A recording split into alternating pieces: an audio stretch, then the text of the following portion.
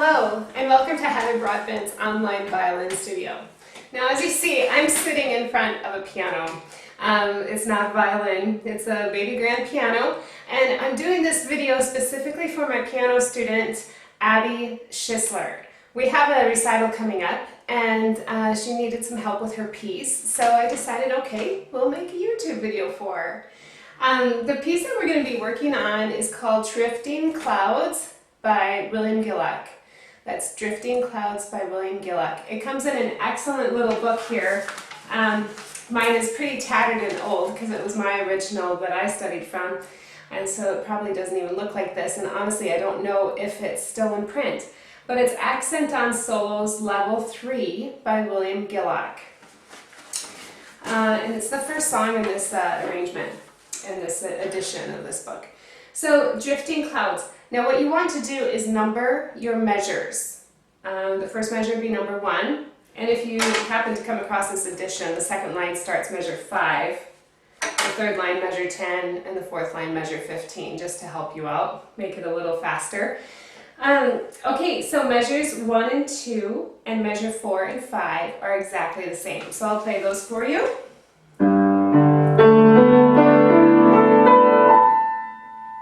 So that's measures 1 and 2.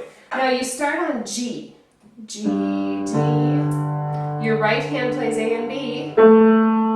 Left hand plays D and E. Right plays A and B. Left crosses over and plays A and B up here. So you put it all together. Now you want to practice it slowly, obviously, before you can get it that quick. So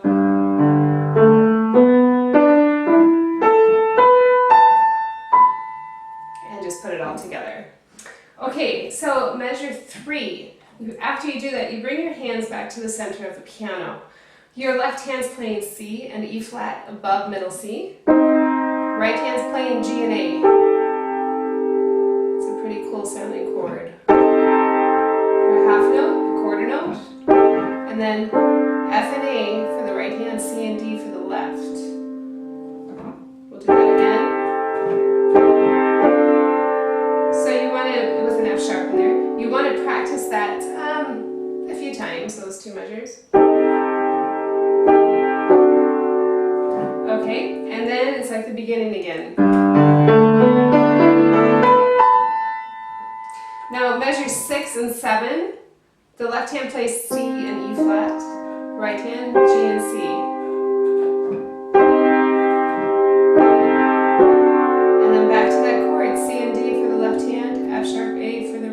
I'll do that again. G and C for the right, C and E flat for the left. G and A for the right, the left hand does not move. And F sharp A for the right, and C and D for the left. And then we'll continue on. So this is measure 8. Now that one sounds a little strange. It has an F natural in there, so we'll go over that slowly. Just like the beginning. G, D, A, B, D, F. This is where it changes. This D and F for the left hand. Right hand A, B. Left hand for the G. We'll try it again. G, D, A, B, like the beginning. D, F. Left hand plays D and F above middle C. A, B, and then G. On the top here. And then we have for measure 10 a beautiful C minor chord. So it starts that way. C, G, C, E flat, G and A, C and E flat, and A. We'll try that again. C, G, C, E flat, G, A, C, E flat, A. Measure 12. D, B in the left hand, D, G, left hand crosses over, A, B, right hand, D, E, and B. Do that again, measure 12, D, B, G, D, G, A, B, D, E, B. And then, here we go, measure 14, C, E flat, and G for the left hand, the pinky's on middle C for this. That's for the left hand. The right hand plays B and D. So together. And this has a little squeak front of it. What does that mean? That means that you roll. It's a rolled chord.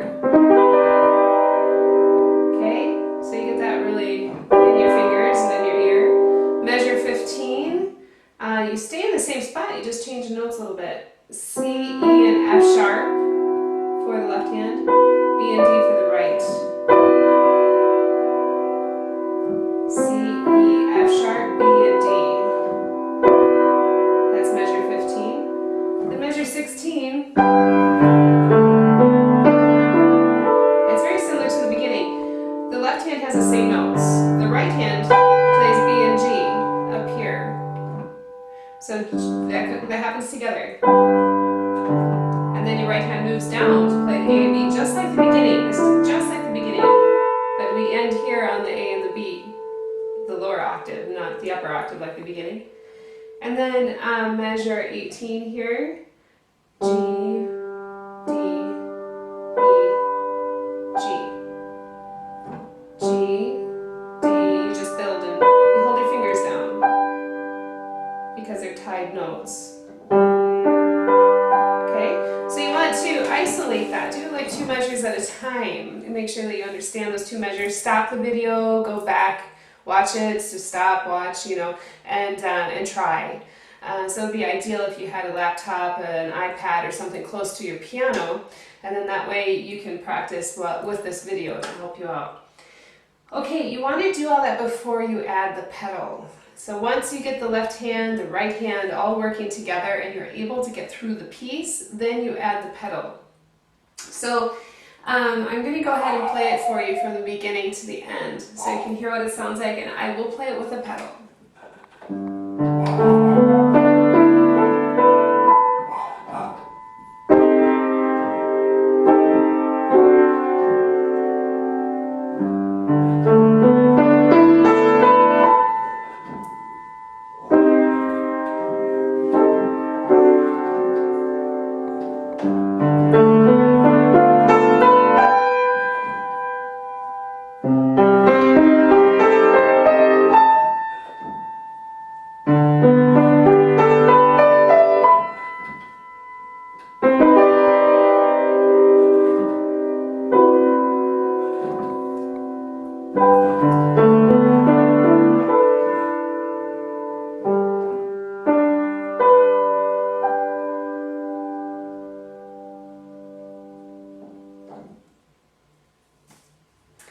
And then once you finish the piece, you do want to take the time to listen to the ring and wait until it stops. Release your hands, and then you finish, just to let the music settle. Hopefully you found this to be helpful.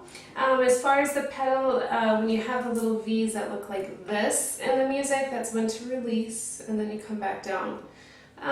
Typically, if you hear that it doesn't sound right, to release the pedal, you want to release the pedal before it sounds a little funny, meaning the chord changes and you're sustaining a chord that shouldn't be sustained with another chord. So you can hear that with your ear when the pedal is not right.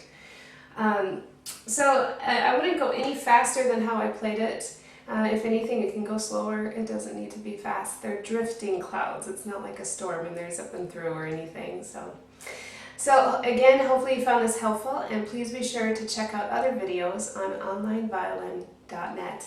Happy practicing!